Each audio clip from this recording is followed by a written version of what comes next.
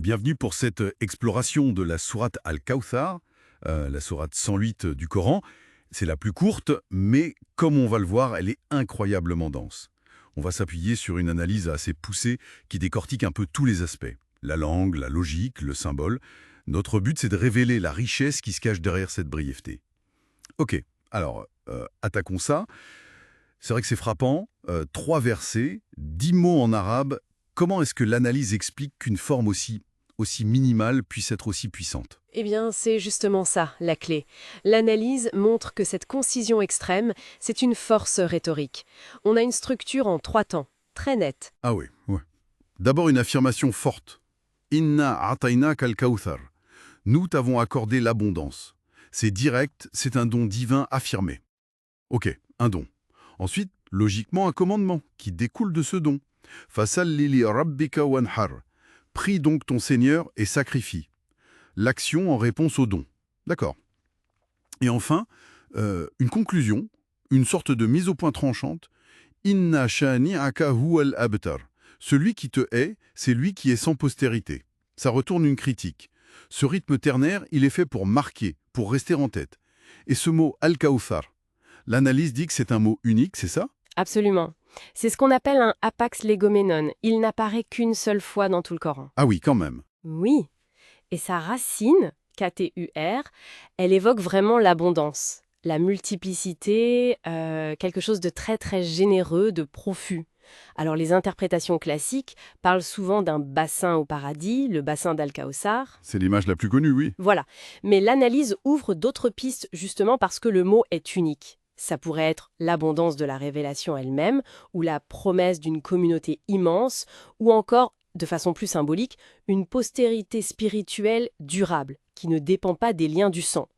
L'ambiguïté fait partie de sa richesse, en fait. L'analyse insiste aussi sur la logique de l'argumentation qui répondait apparemment à une situation bien précise. Tout à fait. Il faut se remettre dans le contexte de la Mecque. À l'époque, le prophète venait de perdre son jeune fils, Ibrahim, et ses opposants, pour le dénigrer, l'ont traité d'Abtar. Abtar, ça veut dire quoi exactement? Ça veut dire coupé, celui qui n'a pas de postérité, en l'occurrence masculine. Dans cette société tribale, c'était une insulte terrible. Ça signifiait que sa lignée allait s'éteindre, qu'il ne laisserait pas de traces durables. Ah d'accord, c'est dur comme attaque. Très dur. Et la sourate, comme le montre bien l'analyse, elle prend ce mot abtar et elle le retourne complètement contre l'adversaire. La logique est: Dieu t'a donné l'abondance, al-Kawthar, donc exprime ta gratitude, prière, sacrifice. Et en fait, le vrai coupé, le vrai abtar, ce n'est pas toi, mais celui qui te hait, celui qui est coupé de la source divine, qui est stérile spirituellement. C'est un renversement complet de perspective. Exactement. La sourate redéfinit la postérité. Ce n'est plus biologique, c'est spirituel. C'est l'héritage du message, l'influence qui perdure. C'est une leçon de résilience incroyable face au mépris. Et cette idée de gratitude active que vous mentionniez, le 2e verset demande de prier et de sacrifier. C'est juste des rituels où il y a plus? L'analyse suggère qu'il y a plus. La prière, la salate, c'est la connexion verticale, intime avec Dieu.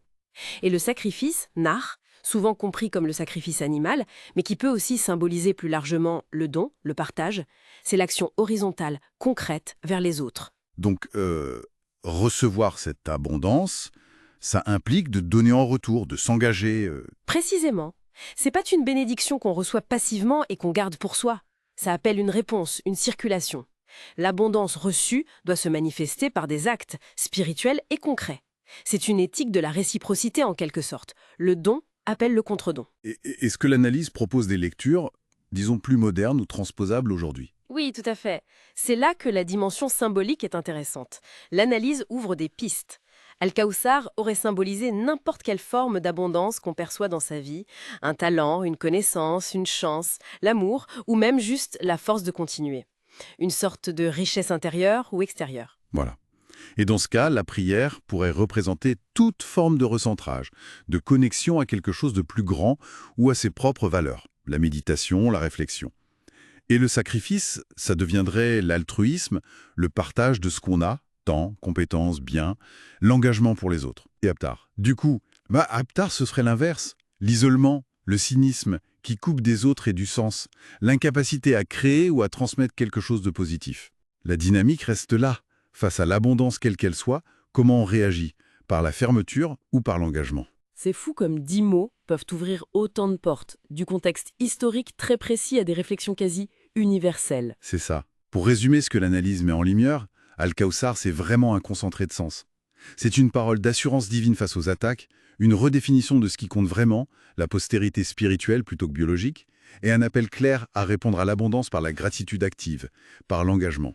Sa force est autant dans le message que dans cette forme hyper concise, facile à retenir, qui renforce. Alors, une dernière pensée, peut-être pour nos auditeurs et auditrices. Si on sort juste un instant du contexte religieux strict, cette idée centrale, répondre à une forme d'abondance, quelle qu'elle soit, par un engagement, un partage, un sacrifice au sens symbolique, comment est-ce que cette dynamique pourrait éclairer d'autres situations de la vie, professionnelle, sociale, personnelle? Où est-ce qu'on pourrait voir cette logique à l'œuvre et qu'est-ce que ça changerait?